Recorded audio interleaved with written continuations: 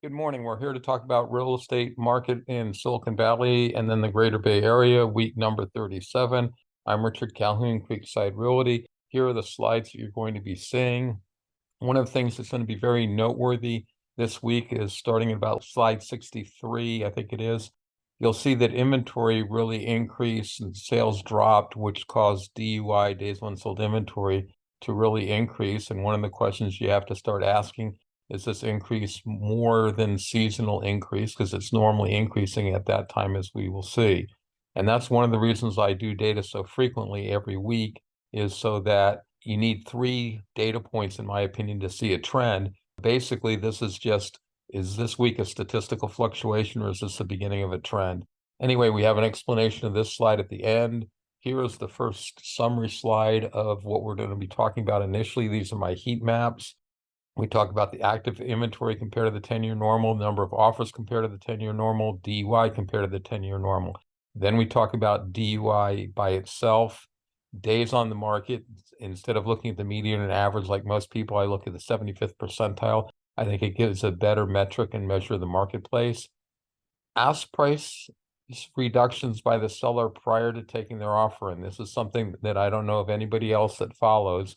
And this is the magnitude and then the frequency. Then we flip over and look at what the buyers are doing, the magnitude and frequency of their overbids, the appreciation since the last 9 months of 2015, and then the sold price. And just instead of looking at just the median, which is the middle number that the colors assigned by, I look at the 10 percentile and the 90 percentile, so you can sandwich and figure out where the price range that most of the homes in that geographical area are in. And then finally, an estimate of the monthly payments for those 3 priced homes. And on the monthly payments, I have not updated the interest rate just due to issues that I was having. This week's interest rate is the same as last week's interest rate, so the payments aren't as accurate, and they're just an approximation anyway. This is looking at the active inventory compared to the 10-year median. You look at the level of inventory on this day for the past 10 years, and then you compare that to today's inventory, and we only have 63% of the inventory that we should based on that 10-year median. And you can see there's a shortage basically across the board in Silicon Valley. A couple of areas are right where you'd expect them to be, but basically a shortage. But flip over and look at the number of offers. There's also a shortage of offers. The real question is, where are those offers and active listings compared to each other? And that's measured in days of unsold inventory. How rapidly is the market turning over? Here, a higher number is a slower marketplace. So 123% of the DUI of what you would expect based on the 10-year median means the market is slower. That explains the blue color favoring the buyers. Coming down to Cupertino, Sunnyvale, 74% is a lower DUI, a faster marketplace that favors the sellers, therefore the pink color. I do not have this data broken down for Alameda County yet. That is a goal to do. Here's the days on sold inventory. This is the raw number. This is just what is the number today. And so you can see I brought in Alameda County. I consider 40 to 80 days basically to be a balanced marketplace. Something like 6 weeks to 11 weeks is a balanced marketplace. Anything over starting to 12 weeks, 3 months, that is starting to be a buyer's marketplace, in my opinion. And less than 6 weeks is starting to be a seller's marketplace. It's a graduated scale. It's not a black and white, which is why I do the shades of pink and the shades of blue. Keep in mind, Silicon Valley is unique in itself. The Greater Bay Area is sort of unique, but Silicon Valley tends to be the faster paced area within the Greater Bay Area, because if you listen to a lot of people, they're talking about national, and they talk basically, I think, 4 to 10 months of being a normal supply of inventory, which would be 120 to something like 300 days of unsold inventory. The only time we were in the realm of 300 days of unsold inventory was in our great slowdowns that we've had. Now, for those individuals that just like simplicity, I'm looking at days on market. Days on market is a great indicator. There's a problem with average, and that is if one person sells after being on the market for a very long period of time, it brings up the average. There's also a problem with the median that is normally the metric that people look at, and that is it's too stable. 50% of the sellers price their home so that it sells quickly, and so that number really doesn't change. I looked at it and I picked the 75th percentile. It's the third quadrant. Statisticians use quadrants quite a bit. And what it does is it sort of gives you response sort of like the average without the downside of the average. So that's the reason I'm picking the 75th percentile. And basically I'm saying from anything under 3 weeks is a seller's marketplace. Anything over 7 weeks of marketing time is a buyer's marketplace. And just for those that don't understand percentiles, that means that 75% of sellers are selling quicker than the time listed here, and only 25% of the sellers are taking a longer period of time. You can see Silicon Valley is right around 2 weeks for a lot of the areas, but there's starting to be more areas now around 3 weeks. You got the expensive areas that are up here at almost 3 months. Now we're looking at what sellers are doing in order to get the offer in the door. How much are they reducing their sale price? And this is a very tight metric, but it offers something that my other data doesn't. And this shows what the seller is doing. It's one of the leading indicators. I think there's going to be a graph where we can see that basically by middle of February of 2022, this number was already increasing in the negative direction, larger and larger price decreases, which was a beginning of the warning signs of the market collapse that was about to happen, and people just aren't paying attention. This is the average adjustment, and that's why it's so small. You're looking at the ones that are making no adjustment as well as those that are increased. And yes, there are some sellers that increase their price, as you can see in Union City and Newark. On average, which is just a bizarre number, and I looked into it and I forgot what the explanation was, about 4 weeks ago now. On average, sellers are raising their price 1.5% before the offer comes in. But in general, it's a tight criteria. So basically only from 0.25% to 0.75% reduction is a balanced marketplace. Anything more than 0.75% reduction, I consider to be buyer's marketplace. Anything less than 0.25% reduction, I consider to be a seller's marketplace. And you can see a lot of these numbers are right around 0.4, and there's a fair amount in the balanced marketplace. It's a fairly new metric. I may change the benchmarks, but I'm so far fairly comfortable with how they're performing. Now, the frequency may be an easier concept. This is just what percentage of the sellers are taking any price reduction. And in South County, it's 22%. 1 out of 5 sellers are doing a price reduction prior to their offer coming in. In Campbell, it's only a little less than 8%. It varies quite a bit, but the concept's the same. And basically, I'm saying anything less than 16.5% is going to be, of the sellers reducing their price, is a seller's marketplace. Anything more than 20 becomes a buyer's marketplace. And I probably will expand the gap between those two, but right now that's what the numbers are coded according to. Now we're flipping over and looking what the buyers are doing when they bring in their offer and the overbidding. The problem with this indicator is it requires a sold price, which isn't available until close of escrow. Therefore, there's a delay of about 5 or 6 weeks to get the information. So this is telling you where the market was 5 or 6 weeks ago, where the seller taking that price reduction prior to the offer, you don't have to wait for escrow to close. You just compare the list price originally compared to the list price at the time the offer is accepted, and you know the number without any delay. That may be why these numbers here are so encouraging, but basically 8% overbid is what buyers are doing in Milpitas. That means when you average everybody, 100% of the buyers, those that are overbidding and those that are underbidding, because you saw on the previous slide, some sellers are doing reductions, the average is an 8% increase. If you looked at only those that were above asking price, the number would be quite a bit higher. And by quite a bit, 3-4% higher maybe. And I could look at that and get reported occasionally. It's just a little bit more work to do it. This is the frequency of overbidding. So this is how common is overbidding. And you can see in most of Santa Clara County, overbidding is still fairly robust. You can see the frequency of overbidding is still pretty robust in Santa Clara County, with roughly 3/4 of the sellers getting more than their asking price. You can see some areas like the expensive areas, Los Altos, Palo Alto is at 50%, as well as South County.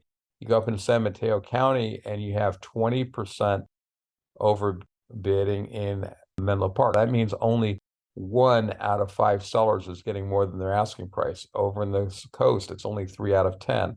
There are some areas where it's basically favoring the buyer, or at least buyers are not having to overbid when they make their offer. This is the appreciation since the last 9 months of 2015. And it's really interesting. You can see the outlying areas have the highest appreciation. The areas that are closer to the job centers are having the least appreciation. The one notable exception is the expensive areas in San Mateo County. And that is just right now the market mix of what has sold in the last 10 weeks, because this has been going on for a while, is more expensive than typical, bringing that number way up. I think it's more a fluctuation of what happens to be selling right now in 2023 than anything else. But I think this is basically pandemic related. The further out you go, people are saying maybe they have to go into work, but they only have to go into work 3 days a week. Maybe they can have more flexible hours so that they can leave their house at 10 o'clock and miss the peak of the rush hour traffic and those kinds of things. So the outlying areas that have a longer commute time have become more desirable, and therefore the higher appreciation rate. Here's the sold price range. You can see the areas that are more expensive, and they are exactly where you'd expect them to be. The outlying areas tend to be less expensive. You can see the range, let's just pick Campbell, from 1.4 million to 2.5 million. 80% of the homes are between those two prices, and you can break it down even more. The median at 1.8, 40% of the homes are in a $400,000 range between 1.4 million and 1.8 million. And then the second 40%, instead of being in a $400,000 range, is in a $750,000 range between 1.8 and 2.55.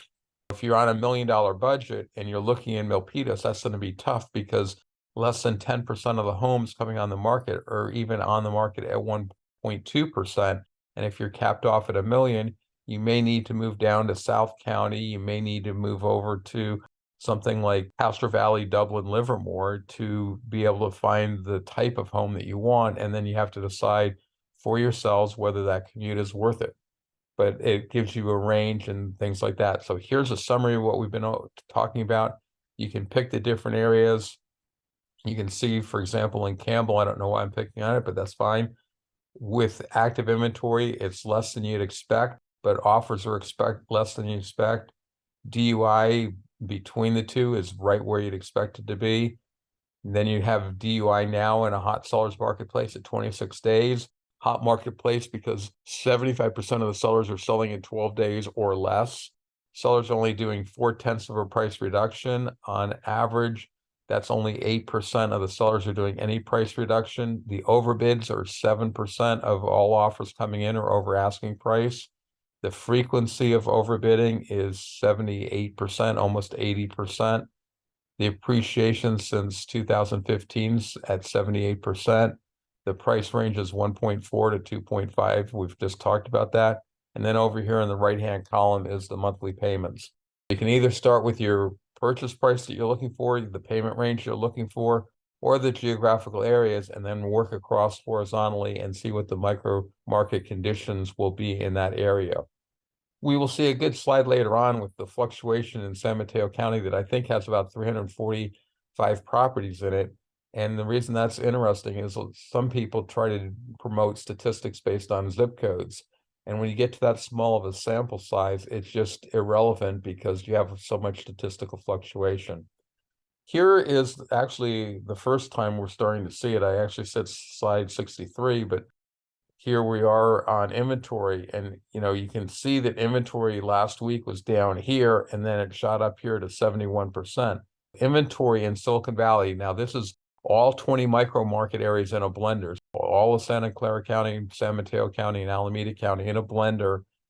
Inventory went up fairly significantly from some number around 55% of where you'd expect it to be up to 71%. So that's a huge increase in just a very short period of time. At the same time, the number of offers decreased, and look what it did to your DUI. It caused your DUI to shoot up fairly significantly. You went from about 83% up to 97% in 1 week. Now, there was a bounce down the week before, so someone might say, it's been a general uptrend, but that's fairly significant. Yes, it's normally slowing down at this time of the year, but it's significant enough that it's caught my attention. Here's a slide. The only numbers that I think are significant is basically the bottom line. The point here is to look at the number of offers accepted in 2023 is only 1,680. That's the 24th fewest number of offers out of the last 25 years. We're clearly having some sort of a slowdown, and it's been long term. You can see we were 25, we were 24, we're 25. The only time we were 24 up here was when we were coming out the anniversary of the pandemic shelter in place, and 2020 was the year that was the lowest. But now 2007 is beating us by quite a bit. Only 65% of the median in the last 10 years, and we're only at 76% of the previous low. We're 25% lower than our previous low out of the last 10 years, and we're 13% above the previous low of 2007. And you got to remember 2007 was the mortgage meltdown, so it was really pretty grim. To be only 13% higher than that is not that good. And this doesn't seem to be really impacting the marketplace. It's impacting the real estate industry because we have a very few transactions. The entire industry, title, escrows, lenders are getting double hit because with the higher interest rates, people are not refinancing. And there's a lot, just issues and not enough consumers with enough transactions. This is updated as of today, the 16th. I forgot to update the date, so I apologize for that oversight. Here's looking at the payments. It's adjusted for the increase in sale price, which was pretty significant at the high end, as you can see. It is not adjusted for the change in the interest rate up or down this last week. It's a little bit more approximate. I assume a jumbo loan, I assume 80% financing, I assume a reasonable estimate for insurance and property tax. And this is for the median priced home in the middle here. That's the cheapest price down here at $7,000. And the most expensive home being the 90 percentile, you're at $26,000 a month in payment. Now, most people buying the most expensive homes have a fair amount of money down. I don't know if many people that are making $26,000 a month mortgage payments. In fact, it would be a challenge to get a lender to loan 80% of the most expensive homes. They tend to get a little bit more conservative on their loan to value ratios as the price skyrockets. We're going to be looking at two movies, which are just slides flipping fairly quickly. And this is looking at the seller's ask price ratio, and it's a weekly distribution. So this dotted line is a year ago, and it shows you that 5% of the sellers were taking a 13% price reduction. Over here, 17% of the sellers were taking a 7% price reduction. So it's just the distribution. And you go from dots a year ago to dashed lines as we get more current, and then solid lines when we're real current. But what you're going to see is you're going to see it going down, and then you're going to see huge increases right there as the market improves. There's the peak, and now you can see the market's cooled off a little bit. The purple line is the current week, which is actually one of the worst weeks in recent time, but right there, and then right here. So the purple line is the current full week, which actually ended Tuesday night at midnight, and that's because I use a real estate fiscal year of March 1st, and then every 7 days. To get data through last night midnight, I look at data into the future, but I cut it off last night and still go back my 35 days. So there's a big improvement between the purple line and the green line, even though that's only from data for Wednesday, Thursday, Friday. It's only 3 extra data points. I don't know if the purple line somehow goofed up. I don't think so. It's just an interesting phenomenon, but in general, you can see the market has cooled somewhat, not dramatically, because the peak is clearly back up here just a few weeks ago, and then we're now down either the green line or the purple line. We're in that range. We're nowhere down. We're not down at the bottom where we were at the beginning part of the year, and we may get there by the end of this year. Real estate is a very cyclical event. Now we're moving over and looking at the overbid. So the same concept. Down and to the left is going to be a cool marketplace on this slide. Up and to the right is going to be an improving. dotted as old, then dashed. So there you are, pretty stable, down a little bit. There's the bottom, skyrocketing. Now we're at the top. You're not really seeing any downward movement here, but again, on the sold price, it takes 5 weeks to get that data. So it's still very close together there, essentially right at the peak with no real movement.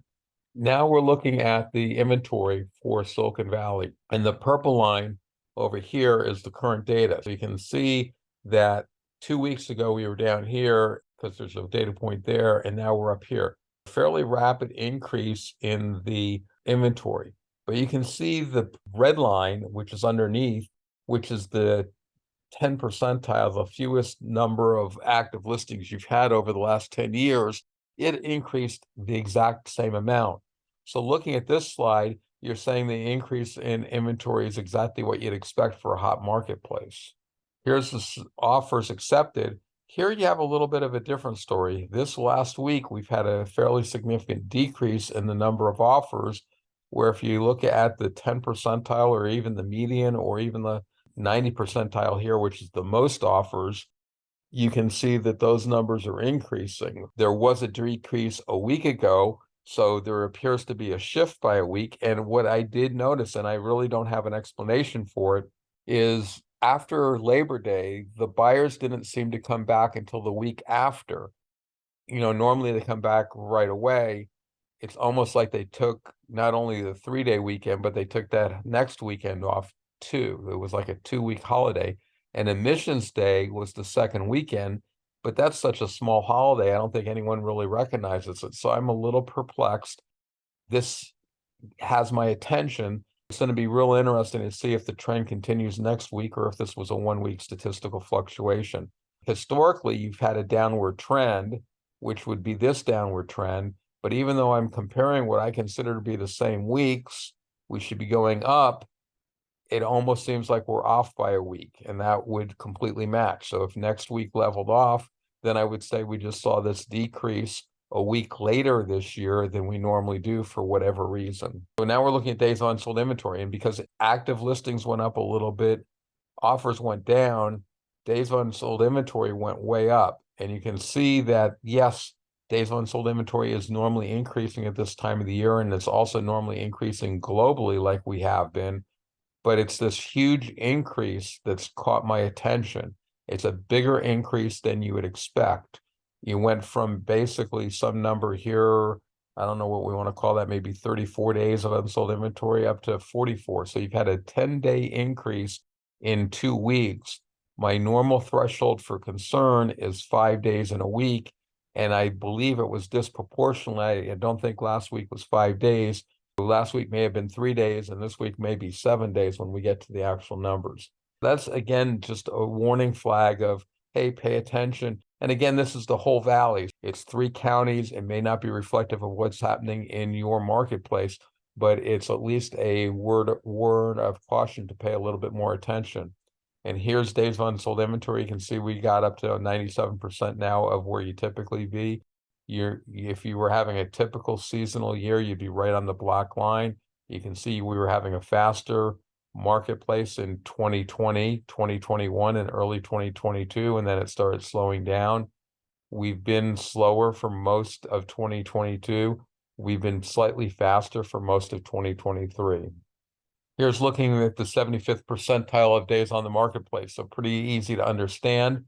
This doesn't look like any issue at all. This is a little bit of a lagging indicator because you have to wait for the offer to come in to get sold, and it takes time to build up days on marketplace. So even if this was an increasing number, it can't increase very significantly each week because you don't have more than 7 days to increase. The most that it could possibly increase would be 7, and that would be basically taking no offers in. And then if you had no offers, you couldn't be at 75%. Essentially, very challenging to see this number go up fairly rapidly, but it is still going down. There is a little bit of a lag time. It's, on the red hot marketplace, it's one of the fastest days on marketplace, the least amount of time you'd expect.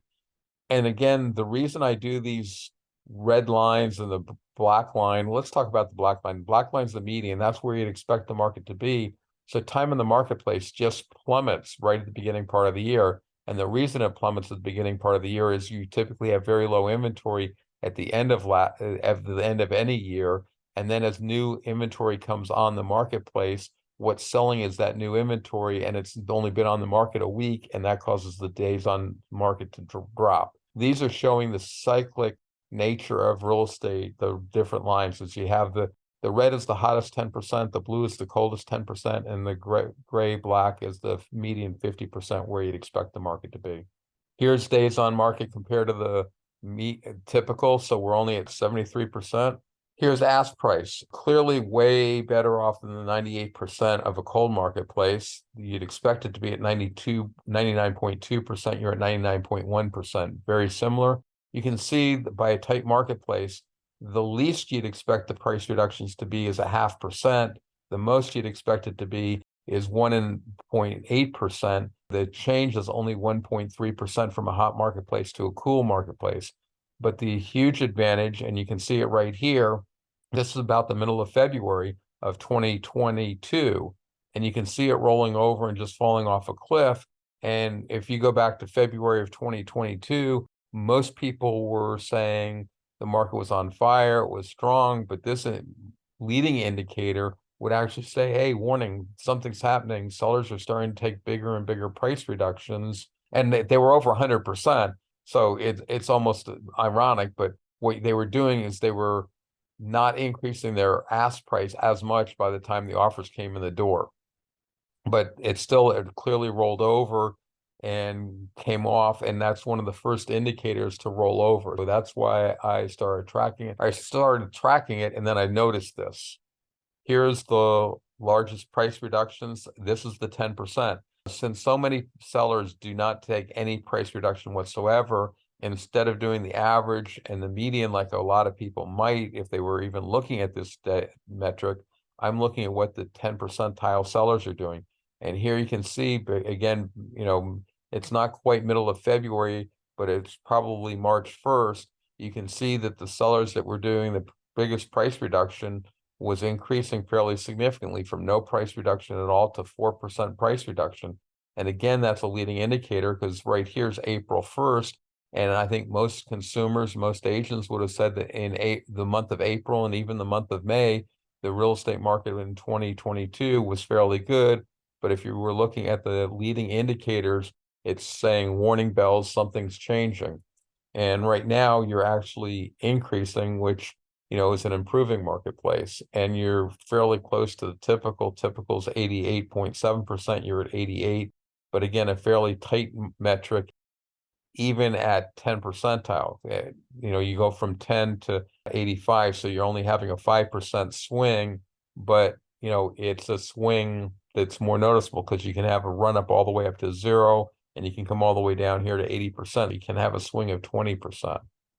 Here is the price reductions compared to normal. So you're at 5% above the normal price reductions, which would be a slower marketplace, which is why the blue horizontal line up on the top. Frequency of price reductions. How common are price reductions? Right now, only 13% of the sellers are doing a price reduction. That is less common than what you'd expect at 16, way less than you'd expect in a cool marketplace at 27. This is the percent compared to normal. Only 73% of the normal amount of price reduction. So again, you can see that sellers just aren't reducing their price. They don't have to. Average overbid, pretty aggressive at 6% over. 4.7% is where you'd expect it to be. You're at 6.3. You're not in a super hot marketplace at 7%, but you're not far between. You're between a median marketplace and a 90% marketplace. Here's the frequency overbidding. So how common is overbidding right now? Overbidding is 2/3 of the sellers are getting more than their asking price. So you put everybody in a blender and 2/3 are getting overbid. And here you can see the lag. The first time this is just starting to roll over is basically April 1st, 45 days later. And the steep drop off doesn't start till about here, which would have been about May 1st. You can start seeing the shift in the data between what metric you're looking at. Here's your sale price. Couldn't get the number to print up here. I'm pretty sure it's 1,560,000 for the whole Silicon Valley, the 3 counties. The thing I find noteworthy is look at the amount above the rough appreciation line here, and then the amount below. This is the highest above, this is the highest below, and we did that within a calendar year. We did it within about 9 months. So you had the biggest drop, not only dollar amount wise, because prices are continuing to go up, but also percentage wise. Here we're looking at active listings, and this is where I thought we could start really seeing the increase. You can see San Mateo County inventory increased. You can see Alameda County inventory increased, and Santa Clara County inventory, it was basically flat, which is sort of interesting that Santa Clara saw no change where the two other counties saw significant change. Here is clearly a bad data point for some reason. I will go back and try to clean that up. I don't remember it being there, so I don't know why it appeared. I do update some data, but I don't go that far back. Here's the number of offers. Here, San Mateo County decreased a little bit. Really wouldn't talk about that normally. The decrease is biggest in Alameda County. Santa Clara County, the blue line, went down about half as much as Alameda County did. But to see the inventory increase and the number of offers decrease, again, is that at least warning sign saying, hey, pay attention to me. Here is DUI, and here even Santa Clara County went up because you were basically 30 days of unsold inventory, it looks like just last week, and now you're at 35.5. That's an increase of 5.5, right over my threshold of 5. But now let's look at Alameda County. It went from something like 35 to 48. That's a 13-day increase in the days of unsold inventory. San Mateo County went from something like 40 to 54, a 14-day increase. Those are huge numbers. You know, there is some slim possibility there's something wrong with my calculations. I was sort of looking for it, but I did have some issues that I caught and corrected. I do believe this is accurate data, but again, you know, it's not an alarm point, but it's the point where you pay attention. You're sort of looking forward to next week's data to see if the trend continues. 75th percentile of time on the marketplace. No real change here. Santa Clara County is flat. San Mateo County is flat. Alameda County is flat. And does take time to reflect in changes in the market. Here's the magnitude of list price reductions. No real change. You know, yes, you're on a downward trend, but still not bad. Frequency of price reductions, again, downward trend for the most part. Not dramatic, not like I saw the drop in the number of offers and the increase in inventory causing the change in DUI. The DUI is what changed the most. And now overbidding, you know, it's again lagged by the timeline of escrows closing. I would actually say these are still on an upward trajectory. Frequency of overbidding, again, no downward trend, except for, you know, maybe Alameda County, because it was on fire up here with almost 77% of the sellers getting more than their asking price, and it's now down to 70. But, you know, Santa Clara County is up. San Mateo County is up slightly. Here's the appreciation with Santa Clara County getting the most appreciation, Alameda County the second most, and San Mateo County the worst. And here's some of the fluctuation. San Mateo County is selling roughly 350 homes in a 5-week period of time. I'm using a 9-month base, so my base is stable, and yet look at the fluctuation here. And then if you took that same data and dropped it down to a zip code level that might have 20 transactions in 5 weeks, or, you know, depending on how densely populated the zip code is, it might be more.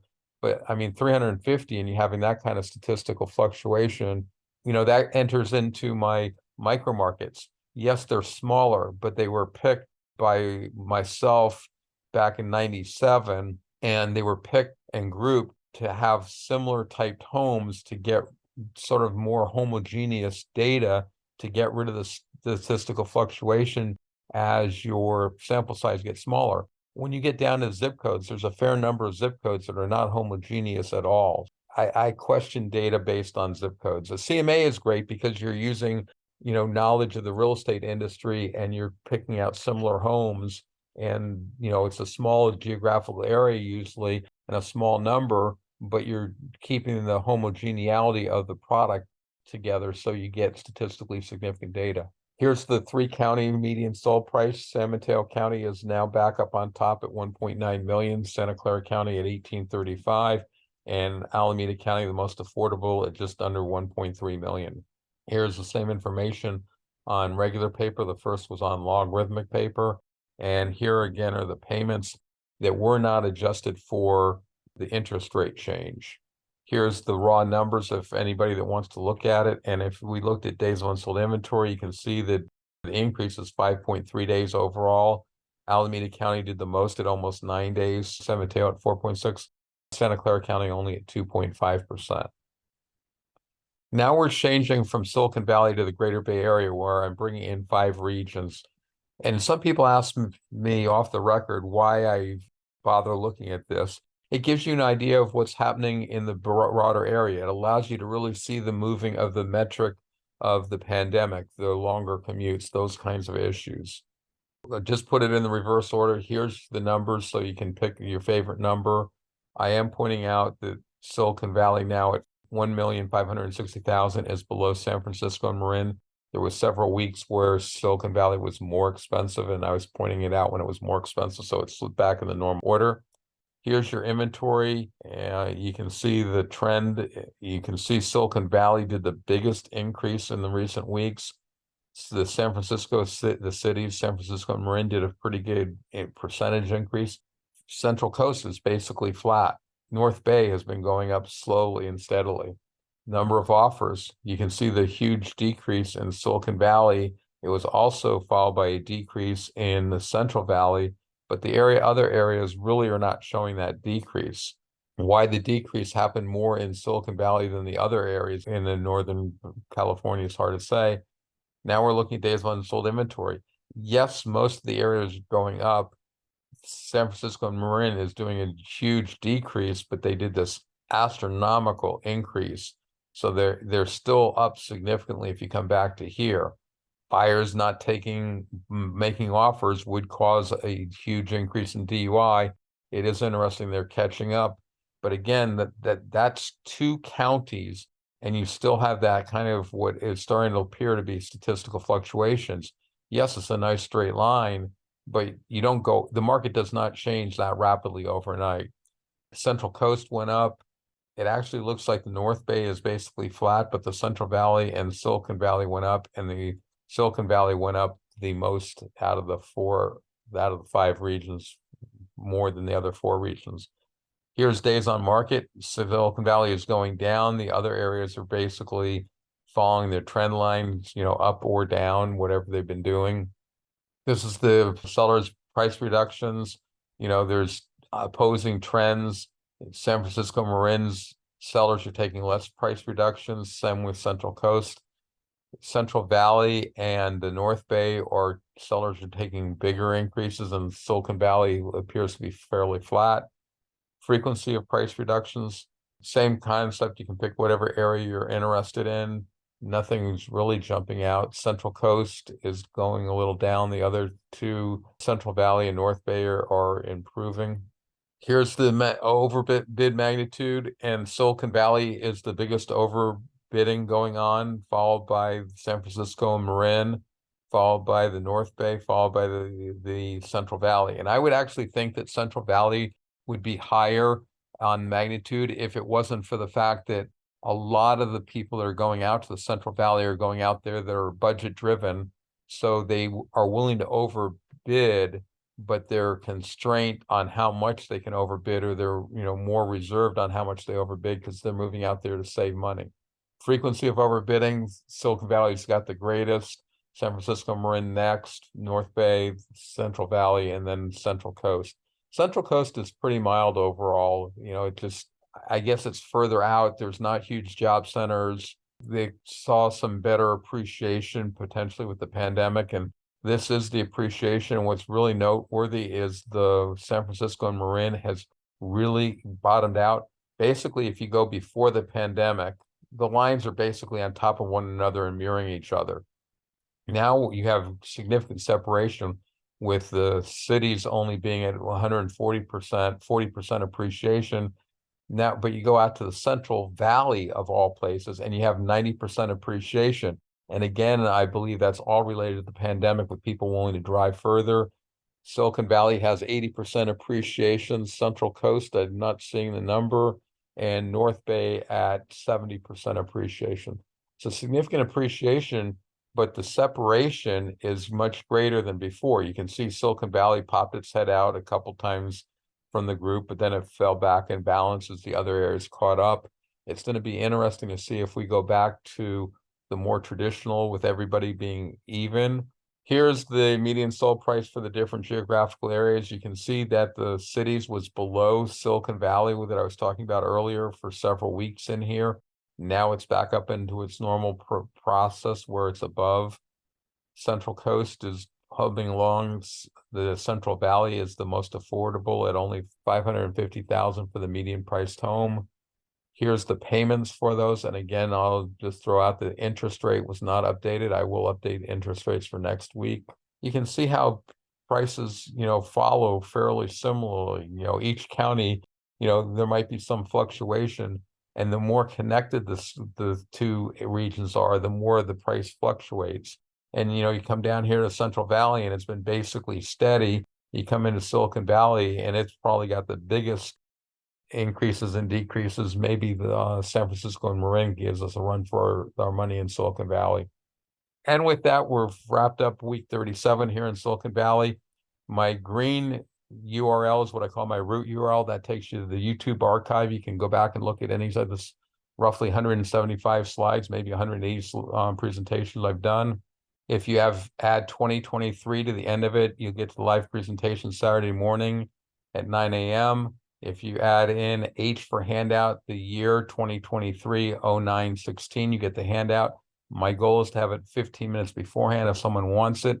If you're watching this for the first time, I recommend you download the PDF of the slides and sort of study them because I do go this pretty quickly. And then the past specific, if there's a specific episode you want, you put the year, month, date code.